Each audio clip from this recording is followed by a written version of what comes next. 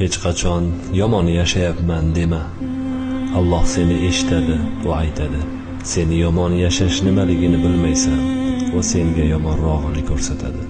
Har qanday vaziyatda nima bo'lishidan qat'iy nazar doim yaxshi yashayapman deb ayt. Shunda Alloh aytadi: sen yaxshi yashash nimaligini bilmaysan va senga yaxshirog'ini ko'rsatadi. Bolangizni so'kmangiz. Duo qiling bolani. It, eshak deb so'kishga hayo qiling bolani. Rasululloh dedilar: yuzlaridan yog'ib nur. Bolalar bu jannatning gulu rayhonlaridir. To'g'ri, ba'zi gulu rayhonlar ham kuydirar. Sho'xligi ortib ketsa, joningizdan to'ydirar. Bobom derdi: bolani so'kish asli emas ep.